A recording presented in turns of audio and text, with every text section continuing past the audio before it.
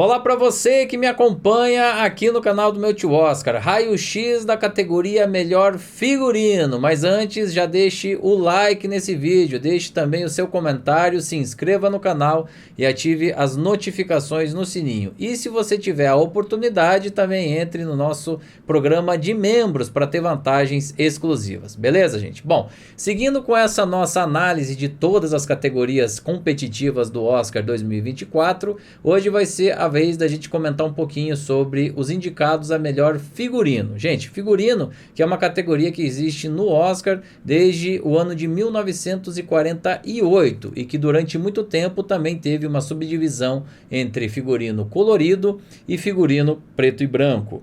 A maior vencedora, né, na verdade o maior nome, eu acho, da história do cinema nesse quesito do figurino foi, né, no caso ela já não está mais viva, foi a figurinista Edith Head. Ela teve 35 indicações ao longo da carreira e ganhou 8 Oscars, né? Gente, e quem são os indicados, né, as produções, os trabalhos indicados a melhor figurino desse ano do Oscar? Bom, eu vou começar aqui com o nome mais exuberante desses todos, pelo menos em termos de indicações e prêmios, que é o da Jacqueline Durran, né? Ela que é responsável pelos figurinos do filme Barbie. Ela é britânica de nascimento e já ganhou 2 Oscars, gente, em 2012 pelo filme Anna Karenina e em 2019 por Adoráveis Mulheres. Além disso, ela já tem outras 6 indicações ao Oscar. 2005 por Orgulho e Preconceito, 2007 por Desejo e Reparação, 2014 por Sr. Turner, 2017 duplamente, ela foi indicada 2 vezes nesse ano de 2017, tanto por A Bela e a Fera quanto por O Destino de uma Nação, e finalmente em 2021 pelo filme Cyrano, ou Cyrano, né? Bom, qual é a característica principal aí dos figurinos da Barbie, nessa que é, portanto, a sua 9ª indicação ao Oscar? Bom, eu acho que o maior desafio dos figurinos de Barbie é você concretizar algo que está no mundo imaginário de milhões de pessoas, né? Ou talvez até de mais de 1 bilhão de pessoas ao redor do mundo. Então você trazer tudo aquilo que as pessoas têm em suas próprias mentes sobre uma determinada marca, uma determinada personagem, para concretizar isso é um desafio muito, muito, muito, muito grande, gente. Porque eu posso ter uma noção diferente, uma perspectiva diferente do que seria a Barbie perfeita em termos aí de figurino, e claro, tudo isso sempre pensando dentro do contexto mais amplo, mais geral, né? No entanto, isso funciona e funciona muito bem. O figurino é uma das questões mais exuberantes do filme. Na verdade, nesse quesito, eu acho que esse filme é irrepreensível, né? E aí, a Jacqueline Durran, para conseguir fazer essa construção da personagem, ela recorreu a um estudo bem bacana na história da Barbie, né, e dos figurinos que a própria Mattel colocou à disposição da boneca Barbie ao longo dos tempos. Então, tanto as roupas, né, os adereços ali, vários deles são inspirados em figurinos reais, em roupinhas reais que a Barbie teve ao longo dos tempos. Então, por exemplo, gente, né, naquela cena onde eles estão dançando mais pro início do filme, a Barbie com o Ken, né, que eles estão ali em tons mais neutros, né, meio prateados, meio mais pro branco, né, esse figurino foi retirado, foi inspirado por uma roupinha que veio junto com as Barbies ali na década de 1960, início dos anos 1970, né. Você também teve naquela cena onde eles estão chegando no mundo real, que eles estão ali de patins, né?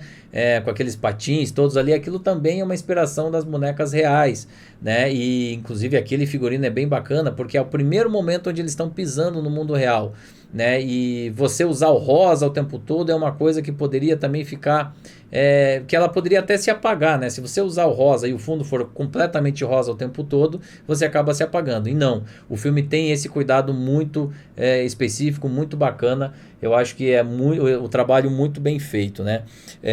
E depois, quando ela tira aqueles patins, né, que tem aquela questão deles serem presos ali preventivamente, você tem aquele figurino que é o mais lembrado do filme, que é a Margot Robbie completamente de rosa, com aquele chapéu, que é assim, uma roupa maravilhosa, também inspirada nesse universo da Barbie, né? É um figurino de 2 peças e que traz eles por uma questão, poxa, estamos sentando, estamos colocando o pé pela primeira vez aqui no mundo real. Né? Então tem um quê de cowboy, de velho oeste, enfim, nessa relação aí entre mundo imaginário, mundo fantástico e mundo real. É um trabalho muito bom, gente, muito bom, excepcional mesmo. Eu acho que é muito marcante e é uma das melhores coisas que esse filme tem a nos oferecer. Em seguida, a segunda indicada também se chama Jacqueline, mas no caso é a Jacqueline West, do filme Assassinos da Lua das Flores. Ela que é americana de nascimento e que já tem 4 indicações ao Oscar ao longo da carreira. A primeira no ano 2000 pelo filme Contos Proibidos do Marquês de Sade, depois 2008 por O Curioso Caso de Benjamin Button, depois 2015 por O Regresso e finalmente 2021 por Duna. Né? Eu acho que no caso dela, da Jacqueline West, o maior desafio foi conseguir representar o povo indígena Osage sem ser estereotipado, sendo muito fiel ao que realmente esse povo utilizou lá na época onde a história se passa. Isso não é fácil, gente, isso não é fácil. Por sorte, o povo Osage ele tem uma quantidade de registros bem elevada até do ponto de vista histórico, né? Então você tem algumas até filmagens do povo Osage há várias décadas atrás, você tem fotografias, mas tudo isso demanda uma pesquisa, né? E uma pesquisa assim bem aprofundada. E nesse sentido a Jacqueline ela foi absolutamente feliz, né? Porque ela fez reuniões com representantes do povo Osage. Ela, quando soube que várias das filmagens seriam feitas ali em Oklahoma, ela pediu para que os moradores da cidade trouxessem itens, artefatos e peças para que uma espécie de feira para poder aprender, né, de que forma, né, aquela comunidade absorvia todas essas referências aí, né, da comunidade Osage, e ela conseguiu entregar um figurino de altíssima autenticidade, nada estereotipado, que respeita a cultura e os costumes do povo Osage, que é uma coisa cada vez mais observada e sempre foi muito importante, mas finalmente agora a gente está começando a ter mais atenção sobre isso, né? Então, assim, o cuidado da equipe para não passar do tom foi essencial. E os figurinos eles acabam sendo complementares aos figurinos também dos personagens brancos, enfim. É um figurino muito respeitoso, muito autêntico e nada estereotipado, que é muito bacana. Na sequência a gente tem uma dupla, né? No caso aqui, pelo filme Napoleão, nós temos a Janet Yates, né? Ela que inclusive já venceu um Oscar, ela venceu no ano 2000 pelo filme Gladiador, também dirigido pelo Ridley Scott, e junto com ela está indicado o único homem que está indicado esse ano nessa categoria, que é o David Crossman, né? Inclusive é a primeira indicação dele ao Oscar, mas ele já fez parte dos departamentos de figurino de diversas produções importantes, vários dos filmes da saga Harry Potter, Cruzada, Código da Vinci, Piaf, Um Hino ao Amor, essa última trilogia do Star Wars também ele teve presente, o último Batman, enfim, ele é alguém bem ativo aí nos departamentos de figurino, mas é a primeira indicação dele mesmo ao Oscar. Gente, esse trabalho aqui do Napoleão é basicamente uma reconstituição de época, né? Então demanda um estudo muito grande aí, né, do que se usava ali pela França ou pela Europa de uma forma geral nos séculos XVIII e início do século XIX, né? E nesse caso aqui, felizmente, foi uma reprodução muito fiel, muito autêntica, né? Ela teve... É claro que é sempre difícil a gente afirmar isso, mas claramente ela teve um pouco menos de dificuldade do que a sua colega do Assassinos da Lua das Flores, simplesmente porque você tem muito mais registros de como Napoleão se vestia, de como os povos europeus, enfim, de como as tropas militares se vestiam nessa época aí das guerras napoleônicas, enfim, no período onde Napoleão esteve à frente aí, né, do exército francês. Então, e não só do exército, como da política francesa, né? Então, enfim, é um trabalho muito bom, eu acho muito apurado, com muita autenticidade, e eu acho que ele casa também com uma proposta também do diretor de não iluminar demais, né, os seus protagonistas. Se você prestar atenção, o Napoleão, ele é um protagonista que se apaga muitas vezes, tanto como personalidade quanto como figura, como persona, não do líder, né, mas daquilo que a gente vê nas telas, e o figurino acompanha é isso, além de ser um figurino muito autêntico e muito fiel ao que era feito naquela época. Então é um trabalho muito competente, talvez um pouco menos exuberante do que outros que estão aqui indicados. Gente, na sequência a gente tem a Ellen Mirojnick, né, que fez os figurinos de Oppenheimer. Gente, ela é americana de nascimento e está também na sua primeira indicação, né, assim como o David Crossman, mas ela já fez assim muitos trabalhos, ela está há décadas na indústria, né, trabalhando no departamento de figurino, não necessariamente sendo a figurinista-chefe, né, cabeça de equipe, mas trabalhando no departamento de figurino. Ela já fez, por exemplo, Atração Fatal, desde ali da década de 1980, Instinto Selvagem, Chaplin, Velocidade Máxima, Tropas Estelares, Déjà Vu, O Rei do Show, enfim, muita coisa que ela já fez, mas nunca tinha sido indicada. Então agora rolou mesmo a primeira indicação da carreira dela para o Oscar. Bom, eu acho que o maior desafio dela aqui, no caso do Oppenheimer, foi destacar esse personagem, destacar o nosso protagonista, não necessariamente pelo que ele veste, mas sim entendendo que o mais importante no caso desse personagem é o seu fluxo de consciência.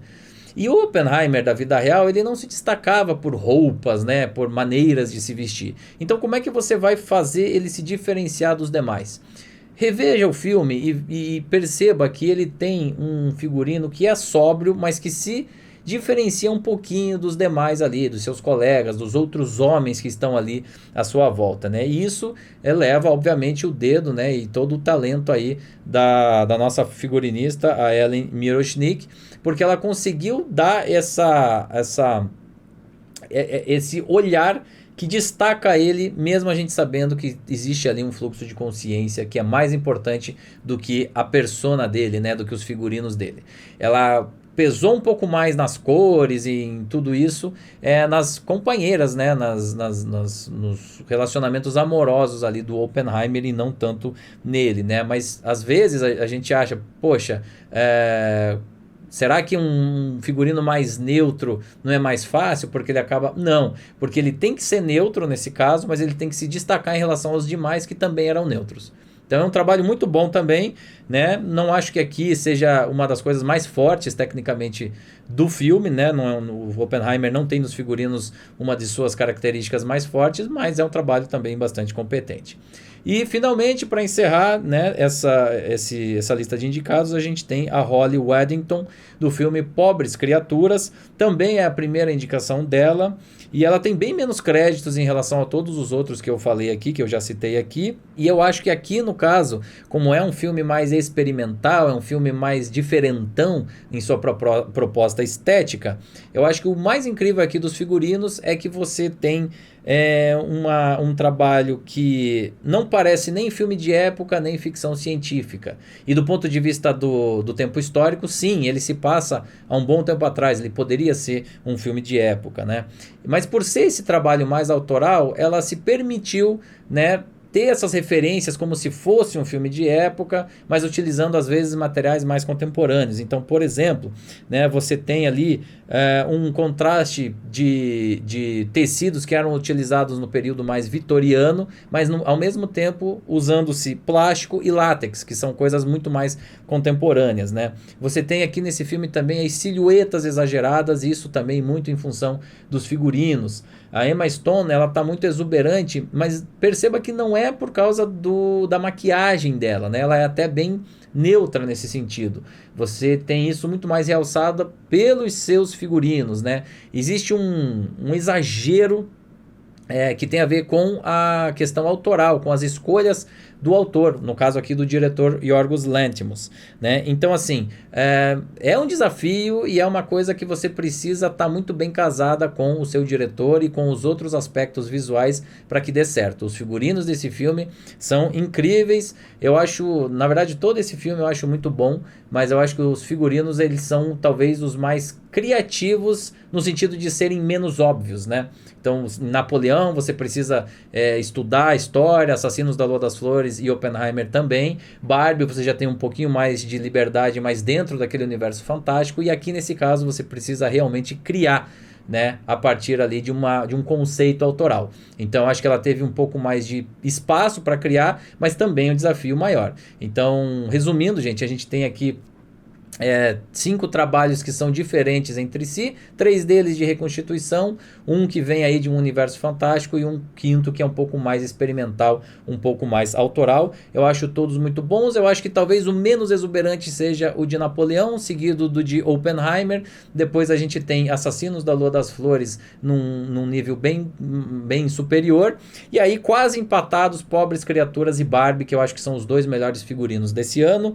Eu acho que quem vai vencer nessa categoria é Barbie, e eu acho que na verdade é Barbada. Eu acho que ele realmente vai ganhar nessa categoria sem muita disputa, e seria também o meu voto, mas eu confesso que eu fiquei muito dividido entre ele e Pobres Criaturas. Até o último momento eu fiquei nessa dúvida. E você aí, em quem você votaria? Qual é o melhor trabalho de figurino esse ano, na sua opinião? Deixa aqui embaixo nos comentários. Também aproveite para deixar o like nesse vídeo, se inscrever no canal e ativar as notificações no sininho. E se você puder, também se torne um membro do canal. E atenção, dia 10 de março, live das lives, live do Oscar 2024 aqui no canal Meu Tio Oscar, com vários convidados, conteúdos exclusivos. Então fique ligado e já deixe na sua agenda desde já. E se você estiver em São Paulo naquele domingo, dia 10 de março, aproveite também para participar do Meu Tio Oscar Night Experience, até porque a nossa live vai ser de lá e tem outras experiências incríveis. Pontos instagramáveis, show com banda ao vivo, tapete vermelho, transmissão da cerimônia na íntegra, enfim, muita coisa bacana. Beleza, gente? Então, obrigado por mais esse vídeo, por vocês estarem me acompanhando, por mais esse conteúdo. Eu te espero no próximo vídeo aqui do canal. Até lá!